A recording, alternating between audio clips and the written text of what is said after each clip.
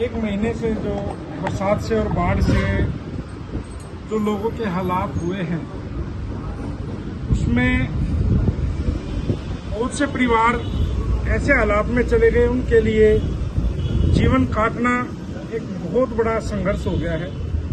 बहुत से ऐसे परिवार हैं जिनके घरों से छत चली गई है। बहुत से ऐसे परिवार हैं जिन्होंने सारी जिंदगी में एक बार मकान बनता है गरीब आदमी का, और वो कैसे कैसे करके बनता है वो सिर्फ वही जान सकता है, दूसरा आदमी तो सिर्फ पाते हैं।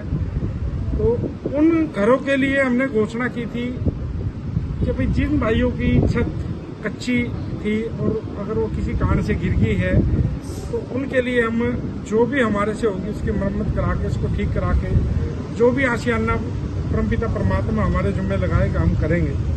लेकिन उसके साथ साथ जो बाढ़ के पानी से अब मच्छर और वो बहुत ज़्यादा बीमारियां जो फैलने का डर है, बहुत से संस्थाएं काम भी कर रही हैं, लेकिन ये जो एरिया है, ये देवीगढ़ रोड है, जो पटियाले का जिस एरिया में बाढ़ आई थी, इस सड़क के ऊपर लगभग 100 गांव लगते हैं। तो हमने बहुत कुछ सोच समझ के डिसीजन लिया कि क्यों ना कुछ ऐसा किया जाए, क्यों ये बाढ़ तो आके चली गई लेकिन वो बहुत कुछ लेगी और उसकी पूर्ति या उसका घाटे का नहीं कोई भी भरपाई कर सकते, ना कोई कैलकुलेशन ऐसी है जिससे हम भरपाई कर पाएंगे। लेकिन हम जो कर सकते हैं, हमने सब ने मिलजुल के उन बाढ़ पीड़ितों के लिए, विशेषकर जो मतलब इस बाढ़ के पानी के से शिकार हुए हैं या और भी कोई भाई है जो जरूरतमंद है, एक निःशुल्क अस्पताल, ये माता गुजरी देवी जी हॉस्पिटल था देवीगढ़ रोड पे, इन भाई साहब का खड़े हैं साथ में ही, तो इनसे बातचीत की तो ये कहें जी हमारा सौभाग्य, और मेरे को बड़ा मतलब गर्व महसूस हुआ कि चलो परमात्मा सेवा करने वालों की कोई कमी नहीं है इस देश में, इस समाज में, लेकिन कहीं ना कहीं जो हम एक नहीं हो पाते उसके लिए हमें एक होने की जरूरत है। तो जब इन भाइयों ने कहा कि राणा जी आप कीजिए, हॉस्पिटल ये है, आप जैसे भी चलाना आप अपने हिसाब से चलाइए, तो आज इस हॉस्पिटल का, हमने अस्पताल का शुभ दिन मतलब शुभारंभ भी नहीं कह सकते, लेकिन ये है चलो जिन परिवारों को जरूरत है उनके लिए दवाई, बहुत सी बीमारियां ऐसी पैदा होंगी जो दवाई से कम और बीमारी से ज्यादा लोग मर जाते हैं। तो दवाई अगर टाइम पे मिल जाए तो मेरे ख्याल से कभी भी छोटी बीमारी बड़ी ना बढ़ पाए। तो इसके लिए हमने यहाँ एम्बुलेंस भी रखी है 3-4, और जितनी भी हमारे से होगी, ये लगभग 100 गांव लगते हैं, उसमें जो भी हमारे से सुविधाएं होंगी यहाँ, ये पहला हॉस्पिटल होगा इस एरिया का जो कैशलेस होगा, जिसमें गल्ला का काउंटर ही नहीं होगा, तो कोई एक नए पैसे की कोई पर्ची नहीं होगी। सभी भाइयों से अपील करूंगा जो इस एरिया के हैं या किसी भी एरिया के हैं, ज्यादा से ज्यादा इस मैसेज को लोगों तक पहुंचाओ। बहुत से भाइयों को जरूरत है आज के टाइम में एक दूसरे का हाथ पकड़ने की, एक दूसरे का साथ देने की, और हम जब तक एक होके नहीं चलेंगे तब तक कोई भी काम पूरा नहीं होगा। राणा जी दवाई भी फ्री होगा, सब कुछ फ्री होगा, टेस्ट भी फ्री होंगे, दवाइयाँ भी फ्री होंगी, और यहाँ पे जो बेड है, रूम है, जो भी जनरल वार्ड है, जो सब कुछ फ्री होगा। यहाँ पैसे का तो कोई काम ही नहीं है, कैश काउंटर ही नहीं है।